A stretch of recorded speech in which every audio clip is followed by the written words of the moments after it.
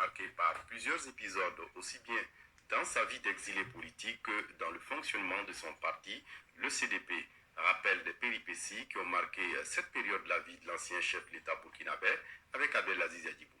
J'ai entendu le message, je l'ai compris. Parti par la force de la rue, il regagne son pays natal poussé par le vent de la réconciliation nationale. Une réconciliation que la classe politique et les nouvelles autorités appellent de tous leurs vœux dans leur agenda de paix, avec parfois quelques divergences de vues sur le mode d'action. L'histoire de l'exil politique de l'homme qui a dirigé le Burkina pendant 27 ans remonte à la fin du mois d'octobre 2014, quand la rue a suscité sa volonté, faisant échouer un plan de révision de la Constitution qui présentait pourtant tous les signes d'un échec programmé. Sous la pression de milliers d'insurgés descendus dans les artères des grandes villes du pays pour dire non à la modification de l'article 37 qui devrait lui ouvrir un autre boulevard vers un 5e mandat, Blaise Compaoré rend le tablier au soir du 31 octobre 2014. J'ai décidé de retirer le projet de loi contesté. Destination Abidjan en terre débrunie. Un départ soudain qui va faire place à un ping-pong civilo-militaire, voire un cafouillage total à la recherche d'une alternative solide et crédible pour envisager une succession.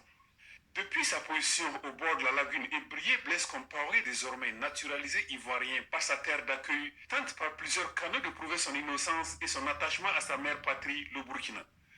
Malgré le mandat d'arrêt lancé contre lui en lien avec le dossier Thomas Sankara, l'homme par une lettre écrite tend la main à son successeur démocratiquement élu, Roch Marc Christian Kabore.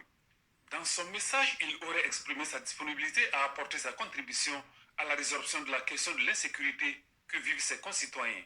Du reste, son absence physique au Burkina porte un coup dur à son parti, le CDP. Des querelles internes et de positionnement divisent les leaders et militants. En sa qualité de président d'honneur, il tente vainement de recoller les morceaux pour redonner à sa formation politique sa force d'antan. Bien que condamné par contumace à la prison à perpétuité à l'issue du procès de l'assassinat de Thomas Sankara, Blaise Compaoré affiche une volonté manifeste d'adhérer au processus de réconciliation actuellement en marche au Burkina. D'où sa présence à Ouagadougou suite à des démarches entreprises par les artisans engagés pour la réconciliation et la concorde nationale. Voilà. Bon, alors je vais m'arrêter là et faire mon commentaire tout naturellement. Excusez-moi 2 secondes. Voilà. Bonjour à tous. Aujourd'hui, nous sommes donc le 8 juillet 2022. Voilà. Qu'est-ce que ça m'inspire? Le retour de Blaise Compaoré, c'est la honte pour toute l'Afrique. C'est la honte pour l'humanité. Et c'est une insulte au peuple africain. C'est une insulte aux panafricains. C'est une insulte au peuple burkinabé en particulier. Voyez-vous? Alors, je me présente. Djoubian, c'est mon surnom sur le net. Je suis accessoirement spécialiste de la France et un panafricain très convaincu. Que voulez-vous penser, si ce n'est simplement, quand je dis souvent dans mes vidéos, que l'oligarchie française, l'élite française, les dirigeants français insultent l'intelligence des Africains depuis des siècles et ils entendent continuer. Et là, c'est encore un exemple, un très concret pour ceux qui n'ont pas encore compris. Voilà. C'est-à-dire qu'en temps normal, quand on dit on t'insulte, les gens comprennent. Mais quand on parle d'insulter l'intelligence, j'ai l'impression que beaucoup ne comprennent pas vraiment. Mais en fait, insulter l'intelligence d'autrui, c'est simplement ne pas vous considérer. C'est ça. Hein? C'est-à-dire nier votre être, hein, à savoir que vous comprenez rien. Voilà, c'est ça. Et que le fait que vous compreniez rien, on fait ce qu'on veut de vous. Voilà. En tout cas, c'est ma définition, moi, telle que je l'aperçois. Insulter l'intelligence des Africains, et là, le retour comme ça, triomphal, hein, d'une certaine façon, hein, tapis rouge ne manque pas. Hein. L'hélicoptère, il est même venu dans l'avion spécial affrété par Alassane Ouattara. Bon, tout s'explique, voyez-vous. Voilà. À un moment donné, il faut arrêter. Mais qui est-ce qui est gagnant de ça? Ceux qui sont gagnants, ce sont les Français. Il est condamné, ce monsieur. On nous dit quoi? Il est condamné à perpétuité par contumace, parce qu'il n'était pas présent, à l'audience, parce qu'il a refusé de venir témoigner devant l'histoire. Voyez-vous? Quand je parle de vider les sacs, mais évidemment que lui, il en fait partie. Mais jamais il va vider son sac, parce qu'ils sont tous, en prison. Ah oui, c'est-à-dire qu'en apparence, on le voit là se déplacer à Abidjan, au Burkina Faso, mais en réalité, parce que être libre, c'est de pouvoir faire ce qu'on veut. Or, ce monsieur ne peut pas faire ce qu'il veut. Tout ce qu'on nous montre là, c'est de l'apparence, mais c'est les Français qui tirent les ficelles parce que c'est un très très bon élève qui a servi pendant 27 ans la France-Afrique. Et comme il n'est pas très vieux, ils veulent encore ranimer son activisme. Et oui, parce que qu'est-ce qu'ils avancent comme argument? Et on dit oui, compte tenu du fait qu'il y a deux choses qui retiennent. Compte tenu du fait que, comment dire, il est question de la réconciliation nationale, hein, et puis surtout, ce qu'ils mettent en avant, c'est le djihadisme. C'est-à-dire qu'il y a beaucoup de gens qui sont morts au Burkina Faso depuis maintenant quelques décennies, sous Kaboré. Et puis là, maintenant, comment dire, le vendu, hein, le jeune, tout jeune, comment dire, colonel, là, qui, maintenant, il a fait tomber le masque, mais il a fait tomber le masque très tôt. Je dirais que, d'une certaine façon, ben, c'est tant mieux, parce qu'on n'a pas perdu du temps. Comme ça, je vous dis, quand vous avez pris conscience, ça vous permet de vous préparer pour pouvoir le combattre tout naturellement. Oui, oui, oui, il a fait tomber les masques parce que... on avait essayé de lui laisser comme ça quelques chances qu'on n'ait pas fait des procès d'intention. Hein, et là, on a vite compris. Voilà, c'est la France qui l'a mis là, hein, en estimant que Kaboré, enfin, comment il appelle, oui, celui qui était avant lui, étant civil et puis n'était pas un homme à poigne, il n'avait pas de charisme, eh ben, on préfère mettre là un militaire et donner l'impression aux Africains, hein, de manière générale, au Burkina Faso, aux habitants, au peuple burkinabé en particulier, que ce sont des militaires qui ont pris le pouvoir. Nini, c'est la France qui a le pouvoir. Et donc, là encore pareil, quand je parle d'insulter l'intelligence, on est dans le pays des Kim, on est dans le pays de Thomas Isidore Noël Sankara. Mais en fait, beaucoup de choses me viennent à l'esprit. Au fond, je dis que ces gens-là, qu'est-ce que l'histoire va retenir d'eux? Ah oui, question fondamentale. Pourquoi? Mais parce que Thomas Isidore Sankara, le capitaine Thomas Sankara, mais il est dans l'histoire, mais à l'universel. Il faut regarder le nombre d'ouvrages, la littérature le concernant, le nombre de documentaires le concernant, et puis sans doute bientôt des films, des fictions. Et il est connu dans le monde entier, notamment en Amérique latine, parce qu'en Amérique latine, ils ont cette culture de révolution avec des grandes personnalités qu'on a connues comme le président Feu Fidel Castro et puis le Che, hein, le commandant Che Guevara, voilà, qui ont tous montré la dignité humaine, oui, qu'il n'est pas question de baisser son froc dès lors qu'on voit que nos droits sont piétinés, notre dignité est piétinée. Donc là, ce qu'on constate, c'est que la France, elle se fait plaisir, mais bien entendu.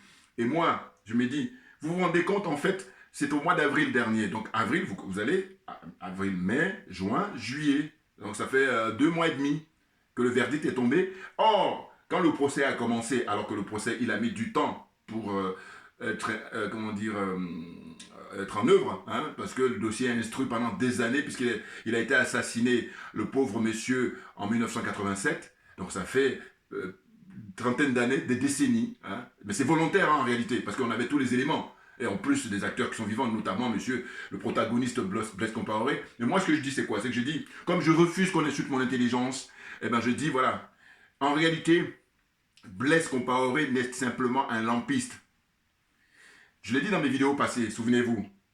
C'est-à-dire que quand j'ai eu l'occasion de parler de l'assassinat du capitaine Thomas Sankara, j'ai dit, mais les responsables, les premiers responsables, vous avez messieurs François Mitterrand. En deuxième, vous avez monsieur Jacques Chirac, parce que nous étions en pleine période de cohabitation.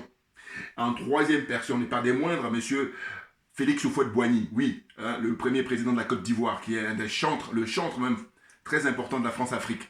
Comprenez?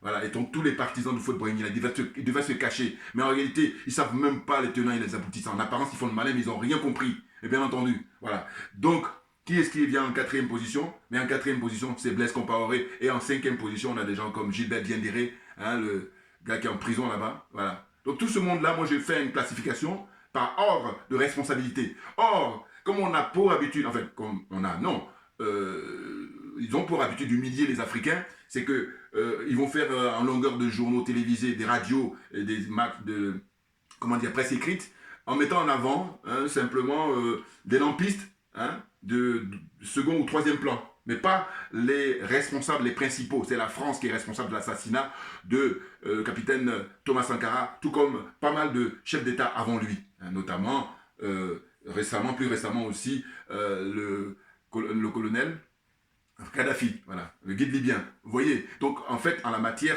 ce sont des gens qui sont habitués, ce sont des barbares. Ils ne fonctionnent que par, comment dire, se nourrir du sang humain. Vous vous rendez compte? Bouillard, on a tout compris, mais bien entendu. Il faut arrêter,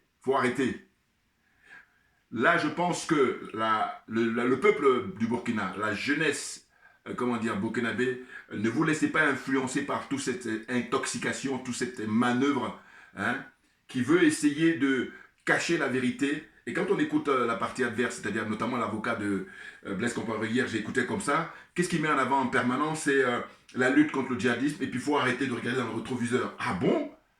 Parce que cette personnalité-là qui est connue à travers le monde, sa mort, son assassinat serait passé en perte et profit. Vous voyez? Voilà. C'est-à-dire que, en fait, je vous dis les Français, les dirigeants français, j'entends, hein, je dis que eux, ils sont négrophobes, ça veut dire qu'ils n'aiment pas les Noirs, ils n'aiment pas les Africains.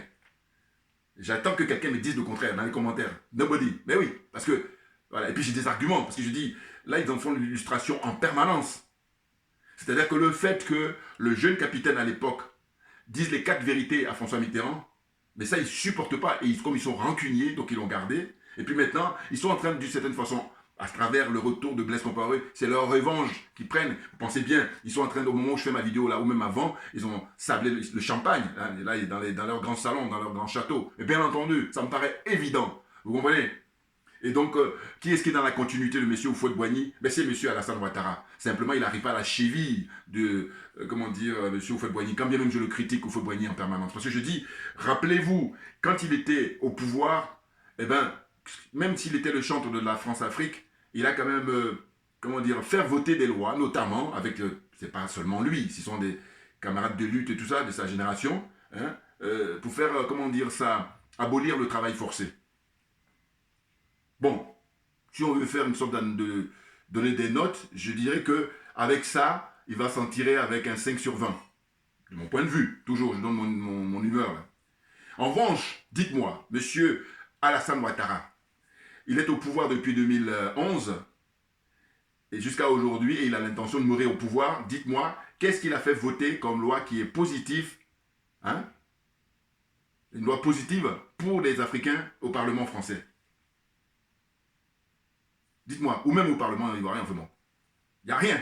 Donc ce monsieur-là, à travers l'histoire, son passage dans l'histoire de l'humanité, c'est du néant. Il a plutôt nui, hein, aux intérêts des Africains, il a nui à la dignité africaine. Quand je dis lui, il y a aussi Macky Sall, il y a aussi Patrice Talon, il y a aussi la famille Yassingbe, père et fils, la famille Bongo, père et fils. Vous voyez, donc la liste est longue, hein. C'est incroyable. Et je dis quoi? Je me dis, bon, attendez, comme on est à l'heure d'Internet, nous sommes à l'heure des réseaux sociaux, dites-moi, est-ce que les gens du Burkina Faso, hein, ne comprennent pas ce qui se passe au Mali? Est-ce que les gens du Mali, le peuple malien, est totalement différent du peuple du Burkina Faso, ou du peuple du Bénin, ou du peuple de Côte d'Ivoire? Je veux dire par là qu'au Mali, le peuple a compris quels sont ceux qui sont derrière toute cette mascarade d'histoire de djihadisme.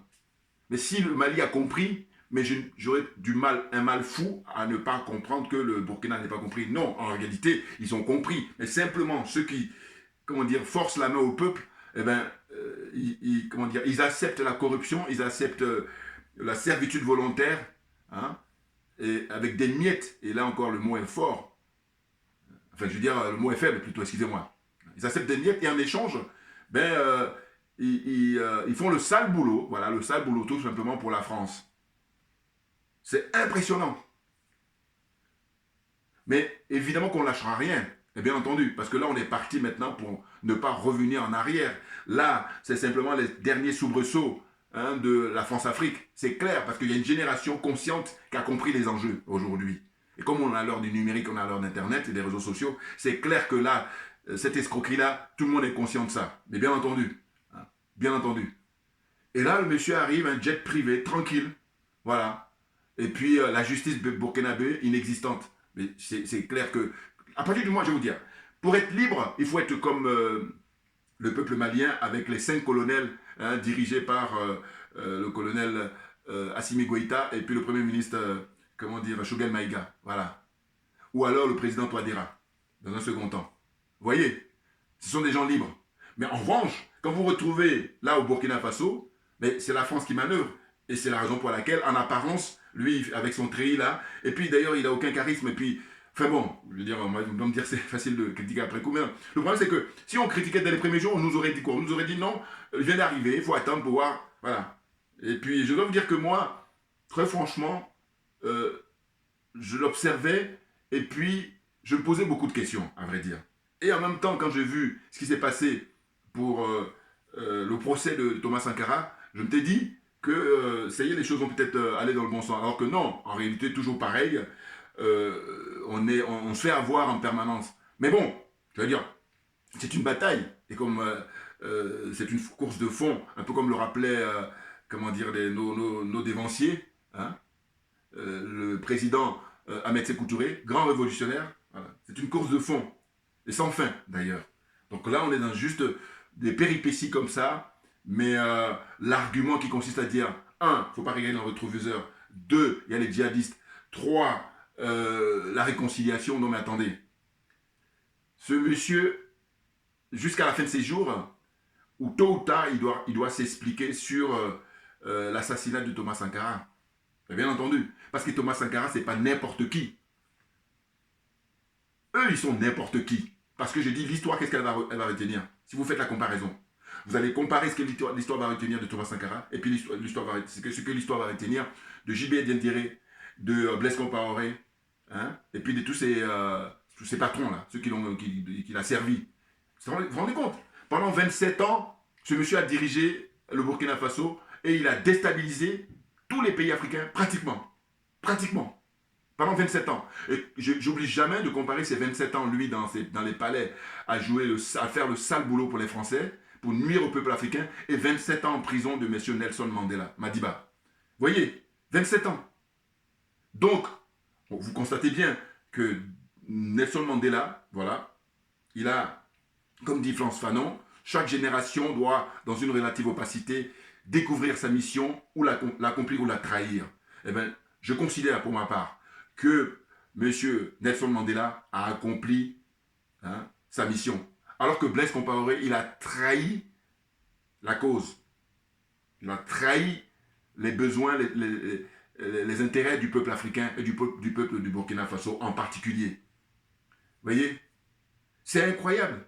Là, il faut un coup d'essai pour tester parce qu'il a encore ses partisans. Et d'ailleurs, ses partisans, en réalité, c'est une minorité. Évidemment, comme la France, c'est elle qui pilote tout. Donc, on nous donne l'impression sur TV5, sur RFI, sur tous les médias là, de propagande. Alors qu'en réalité, si on organise les élections de manière régulière et qu'on donne les moyens à tous les candidats au même niveau, je veux dire que Blaise Compaoré ou pas, tous les autres là, ils n'ont aucune chance. Et que la jeunesse africaine en général, surtout la jeunesse du Burkina Faso, va choisir quelqu'un qui répond aux aspirations du peuple.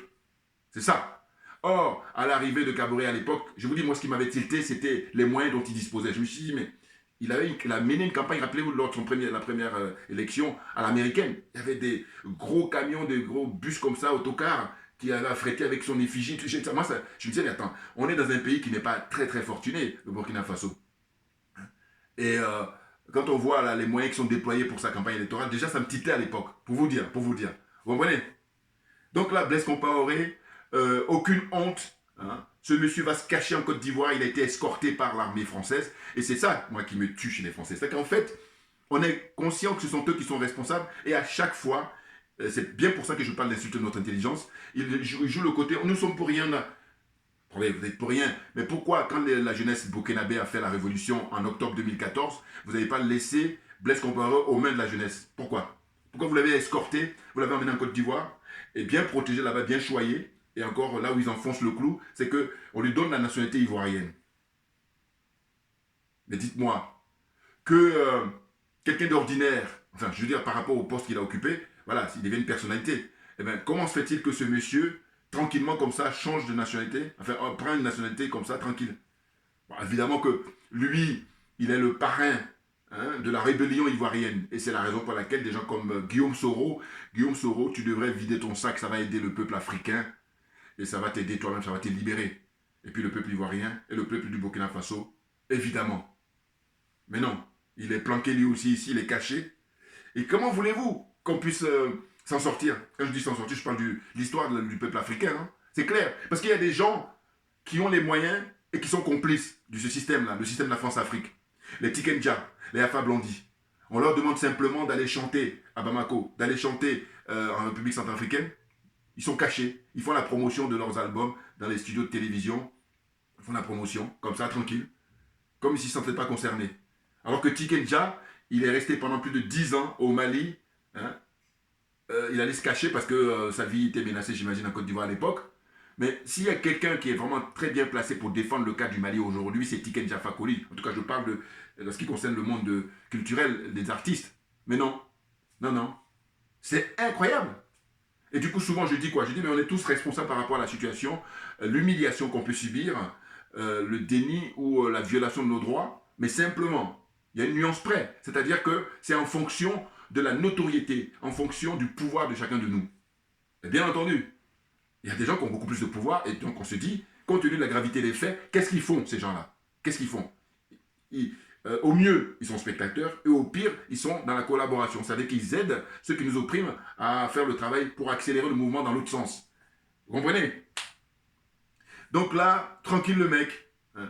Non, moi je vous dis, quand j'ai vu, puis ça a été rapide, hein, parce qu'en fait, il y a un mois de cela, qu'est-ce qu'on aurait imaginé? Bon, ceux qui sont les avertis le savaient, mais nous autres qui sommes des citoyens ordinaires, on ne peut pas imaginer que Blaise Compaoré allait revenir comme ça au Burkina Faso tranquillement, c'est-à-dire avec un jet privé, hein, avec la bannière la République de Côte d'Ivoire, et puis tranquillement quand il arrive à l'aéroport, il y a ses partisans, et puis après on prend l'hélicoptère, et puis il va dans un palais là-bas tranquille. Or, on nous disait auparavant qu'il y avait un mandat d'arrêt contre lui. Bon, vous voyez, c'est clair que là, quand on dit qu'on a République bananière, ben là c'était encore un euphémisme.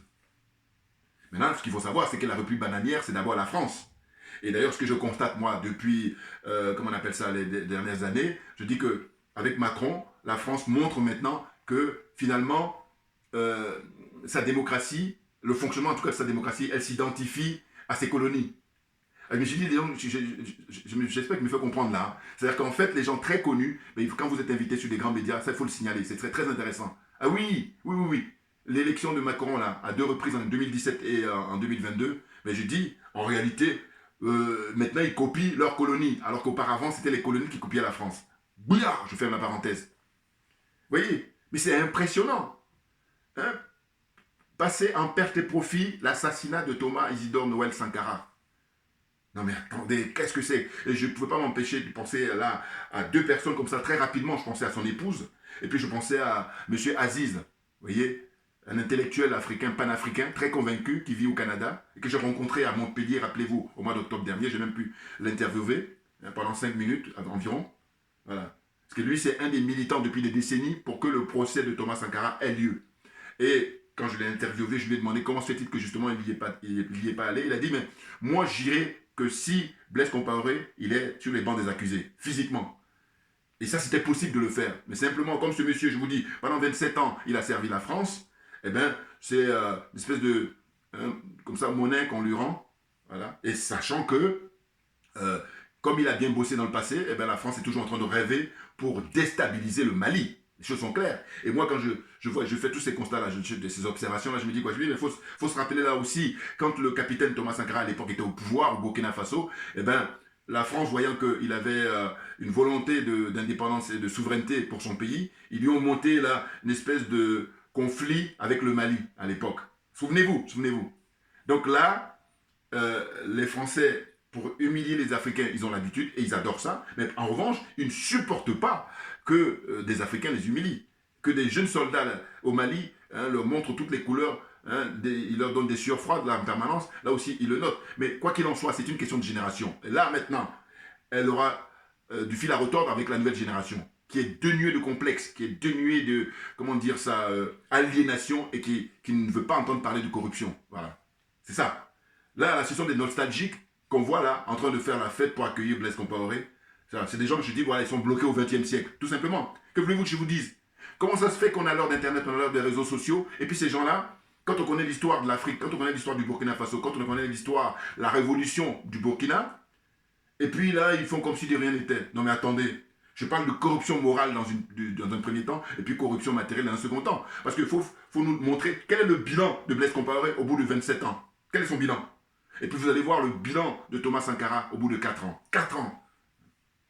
Ben oui, puisqu'il est assassiné en 1987, quand il avait pris le pouvoir en 83. Vous voyez? Et qu'est-ce qu'il a fait? Ben, les grosses lignes, comme ça me vient rapidement à l'esprit, c'est l'émancipation de la femme africaine en général, et la femme du Burkina Faso en particulier. Comment on appelle ça? Au niveau de l'alimentation, c'est-à-dire, il a fait de manière à ce que, quand il était au pouvoir, eh ben, le Burkina Faso était dans ce qu'on appelle l'autosuffisance alimentaire, sachant que c'est un pays sahélien, hein, et que par conséquent, il a eu beaucoup de mérite. Qu'est-ce qu'il a encore fait? Eh bien, par exemple, le nom Burkina Faso, c'est lui qui est à l'origine, lui et tous ses compagnons de lutte. Puisque auparavant, c'était la Haute-Volta. Hein, la Haute-Volta, et on nous dit que la Côte d'Ivoire, c'est la Basse-Volta. Voilà, c'est les mêmes pays, même. C'est avant la conférence de Berlin, voilà. Donc, au fond, c'est dire quoi? C'est-à-dire que c'est lui qui a l'inspiration, comme ça, génie, qui dit, voilà, ici, vous êtes dans le pays des hommes intègres. Mais sauf que le pays des hommes intègres, actuellement, ben, est en souffrance. Ben oui, parce que sinon, qu'est-ce que c'est que l'intégrité? Donc, à son époque, ce grand monsieur, ce grand révolutionnaire qui a optimisé pour moi la révolution, eh bien, il a mis le drapeau de la dignité africaine à un niveau très élevé. Ah oui, bien entendu. Bien entendu. Hein? Je vous encourage à regarder, par exemple, un documentaire qui a été fait par un Suisse, hein, Capitaine Thomas Sankara, je crois qu'il est disponible maintenant sur Internet, sur YouTube. Et vous allez voir là, hein, toutes ces prises de parole, ces discours, ces interventions, ces interviews. Et franchement, moi, ce qui m'avait marqué à l'époque, c'était, on voyait à chaque fois que quand il s'exprimait, les Français étaient très attentifs mais pour l'éliminer le moment venu. Et quand je parle de complot, ils sont spécialistes et champions du monde, toutes catégories confondues. Hein. Ce sont des complotistes, ils font des complots pour nuire à la dignité africaine depuis toujours. Voilà. Et nous nous battons justement pour sortir de ça, parce que c'est possible, c'est juste une question de volonté. C'est juste une question de sortir de l'aliénation, du complexe et de la corruption. C'est très important, c'est indispensable. C'est même des préalables. Autrement, on va tourner en rond, autrement on perd son temps. Vous voyez? Donc, faites l'exercice, hein, le bilan de Blaise Compaoré au bout de 27 ans de pouvoir, et puis le bilan de Thomas Sankara au bout de 4 ans de pouvoir. Voilà. Et ça veut dire quoi? Ça veut dire que si les Français ne l'avaient pas assassiné, s'ils n'avaient pas fait assassiner avec des gibets Diandéré là qui ont joué, qui ont fait le sale boulot, hein, eh bien, aujourd'hui, le Burkina Faso, vous imaginez, si en 4 ans, il a pu réaliser comme ça des prouesses, mais en combien? 10-15 ans, mais c'est no comment, c'est-à-dire au point de vue développement, mais à tout point de vue, hein, sur le plan économique, sur le plan militaire, parce que lui-même il était militaire, voilà, et sur le plan, qu'est-ce que j'allais dire, culturel, ouais. Je me souviens toujours, il avait invité, hein, regardez tous les grands artistes, vous avez les images d'archives aussi, hein, qui étaient avec lui pour prendre des photos de souvenirs comme ça, puis c'était principalement des femmes d'ailleurs, voilà, parce que je me rappelle les photos comme ça avec Tchala Moana, il y avait pas mal d'artistes comme ça qu'il a invité spécialement, des photos de souvenirs, sans oublier le grand Fela Ransom Kuti, bien entendu. Non, en fait, là, il ne faut pas, comment dire, se laisser influencer par cette espèce de escroquerie comme ça, très flagrante, très grossière, voilà. Parce qu'au fond, ça mène à quoi? Il est juste à côté, à Côte d'Ivoire, frontalière avec le Burkina Faso. Ça fait des décennies que le procès est attendu, et le monsieur, on l'a gardé au chaud, et puis là, pour nous narguer, c'est ça, insulter l'intelligence de l'Africain. C'est quoi? Avril, là on est au mois de juillet, et bien maintenant ils rentrent tranquillement. Comme si de rien n'était. Ils le disent, hein, eux, l'argument qu'ils ont, quand tu les écoutes, ils disent, non, il faut se réconcilier, il ne faut pas oublier qu'il y a les djihadistes, donc lui, compte tenu de son expérience, et bien il va pouvoir... Non mais attendez, on sait qui est responsable des djihadistes, on sait qui finance les djihadistes, on sait qui est derrière. Les images même, on les a à volonté. C'est la raison pour laquelle j'ai dit, mais on a un problème, nous, Africains, parce que, imaginez quand il n'y avait pas Internet, on fait comment? On aurait beaucoup plus de mal, tout naturellement. Mais aujourd'hui, il y a Internet, donc on a tout à notre disposition. Et il y en a qui trouvent le moyen, en fait, de se plaire, de se complaire dans cette servitude volontaire-là. Et puis, j'ai dit toujours que tant qu'il n'y a pas mort d'homme, passe encore, on peut négocier. Mais dès qu'il y a mort d'homme, un seul homme, une seule femme, je dis que terminus, tout le monde descend. Voilà. Ça veut dire que j'accorde une importance considérable pour la vie humaine. La vie humaine, pour moi, est sacrée. Oui. Or, ces gens-là, comme je dis toujours, pareil, pour qu'ils agissent comme ils agissent, c'est-à-dire se nourrir du sang humain, c'est simplement qu'ils ont l'apparence d'être humains, mais ce ne sont pas des êtres humains. Comprennent qui peut, comprennent qui veut. Bouya, j'en termine là, et puis je reviendrai le moment venu, tout naturellement, pour évoquer comme ça, cette espèce de, comment dire, insulte permanente vis-à-vis de l'intelligence africaine, la dignité africaine. Merci à vous tous pour votre attention, et puis à très bientôt. On lâche rien parce que c'est nous qui avons raison. Merci bien.